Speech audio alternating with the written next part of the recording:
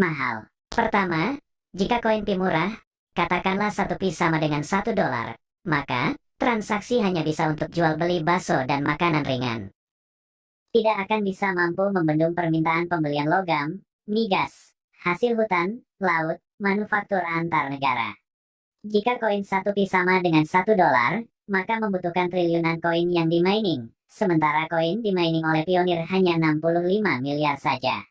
Dan, itu pun di lock up 90%, selebihnya dipakai buat transaksi. Jadi tersisa hanya 6,5 miliar koin saja.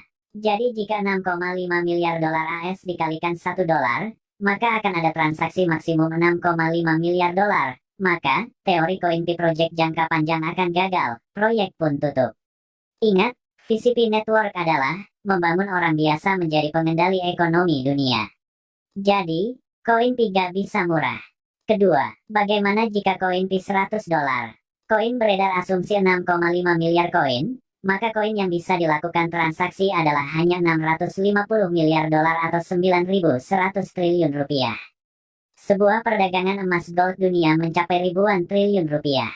Jadi, khusus untuk mengcover emas dunia aja antar negara sudah tak mampu. Menurut kabar, akhir Juni tahun 2022, Uni Eropa akan mendepositkan dana 4 triliun USD.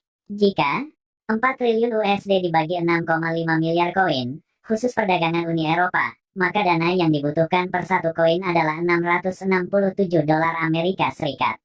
Jadi, masih gak cukup untuk menjangkau perdagangan emas, logam, migas, hasil laut, perdagangan China, dan Amerika. Maka, 1 Pi tak cukup hanya $667.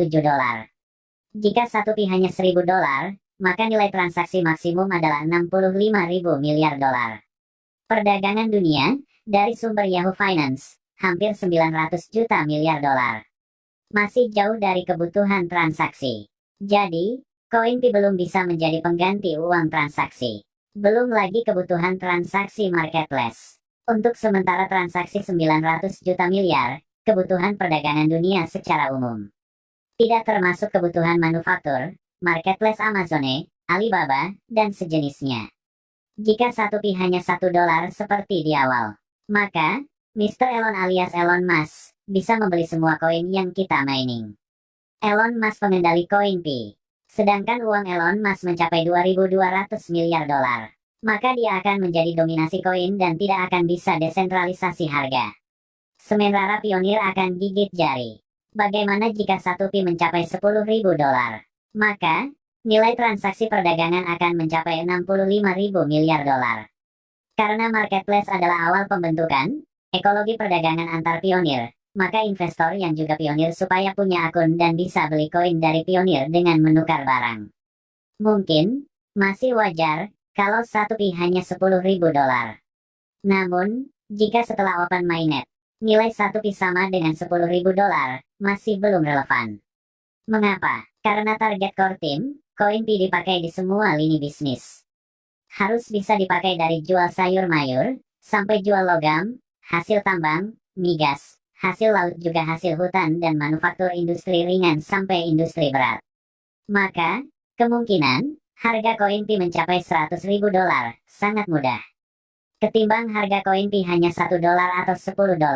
Artinya, 650 miliar koin Pi yang beredar, bisa mengcover 60% perdagangan dunia yang mencapai hampir 900 juta miliar dolar AS.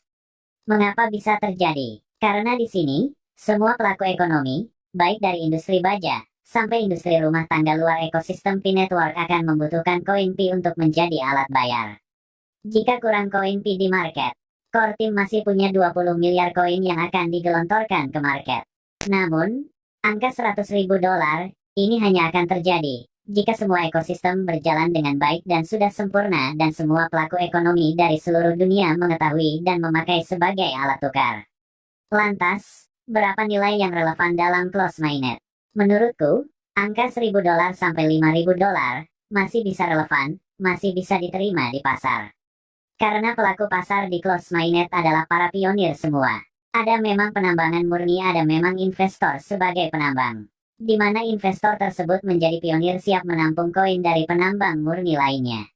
Setelah ekologis berjalan dengan baik, para vendor besar di mana mereka investor juga pionir, yang menukar uang fiatnya ke barang dan menukar barang ke koin Pi. Dan pionir murni telah menerima barang yang mereka butuhkan.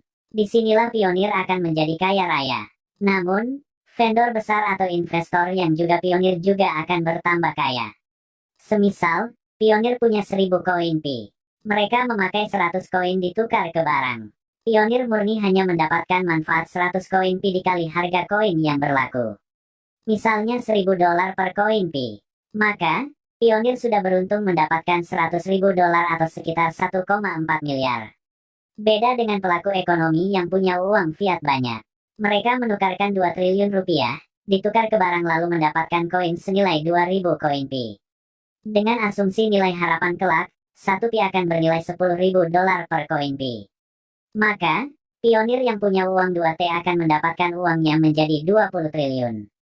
Jadi, tetap aja si pemilik uang fiat besar merasa beruntung dibanding yang hanya ngeklik siang malam hanya mendapatkan satu mobil Alphard senilai 1,4 miliar. Namun, dari sudut pandang keberuntungan, kedua-duanya sama-sama beruntung.